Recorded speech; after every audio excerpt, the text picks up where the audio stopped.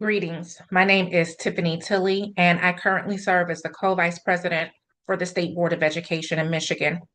The other day, I was asked a question. Do you believe ICE should be abolished? My answer surprised them. I said no. Now, let me explain why. I have been very vocal about the problems with ICE. At the State Board of Education, I spoke out strongly about how immigration enforcement practices affect students, families, and communities. In fact, we passed a resolution titled Supporting Student Safety, Human Dignity, and Humane Immigration Enforcement Practices. That resolution made clear that students deserve dignity, safety, and respect, regardless of immigration status. So I want to be very clear.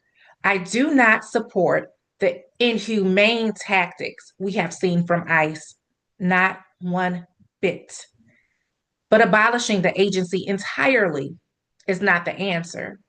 As an African American woman, I understand deeply the complicated history of law enforcement in this country.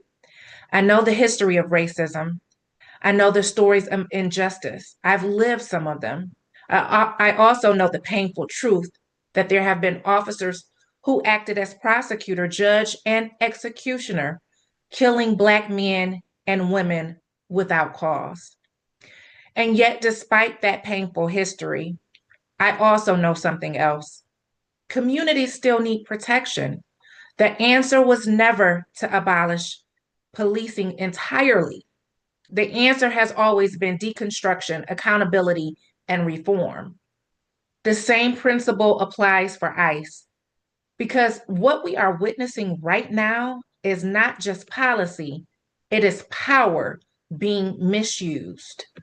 What we have seen from ICE in recent years has been deeply troubling. There have been harmful tactics.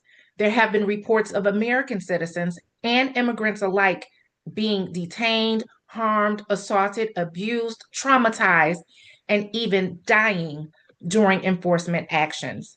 That is unacceptable. But the problem is not the existence of a department responsible for immigration enforcement and national security.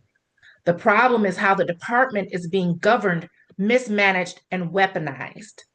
And I warned about this. When I ran for Congress, I talked about what would happen with immigration policy if certain political agendas took control of our government.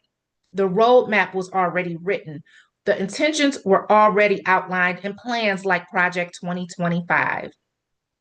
So, what we are seeing today did not happen by accident. But we also cannot ignore the reality of the world we live in.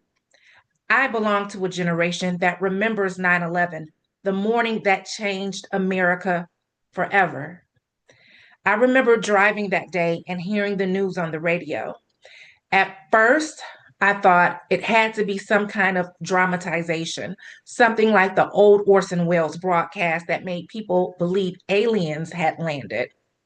But that wasn't theater. It was real and it was happening right then. I remember fearing the worst for my cousin who lived in Manhattan. Thank God he was safe, but he could see the aftermath from his window, the smoke, the chaos. Thousands of families lost loved ones that day, and thousands were injured. And our country lost that invisible sense of safety we once took for granted, that nothing like that would ever happen on US soil. Since then, the world has only grown more complex. We face global threats, cyber attacks, terrorism threats, sleeper cells, and geopolitical instability. Foreign affairs matter. And yes, national security matters too. We cannot pretend that the responsibility to protect our borders and our nation simply disappear. The real issue is not whether we should have an agency responsible for immigration enforcement and national security. The real issue is who is controlling it, how it is operating, and whether it is aligned with our values as a nation. Right now, too often, it is being used to frighten instead of protect, to intimidate instead of serve, and to punish instead of uphold justice. That is why the answer is not abolition. The answer is massive deconstruction and reform. The problem is not having an agency responsible for national security. The problem is who is controlling it and how they are using it. Right now, it is being weaponized. It is being used to scare people, to divide people, and to treat human beings like they don't matter. That is not security. That is cruelty disguised as policy. And America is better than that. We do not simply need abolishment. We need thoughtful but massive reform. Reform that restores humanity, reform that respects constitutional rights, reform that protects children and families, reform that ensures accountability for abuses of power. We cannot sacrifice our humanity in the name of security, and we cannot sacrifice our security in the name of politics. We are capable of both. And that is the leadership I believe this moment demands.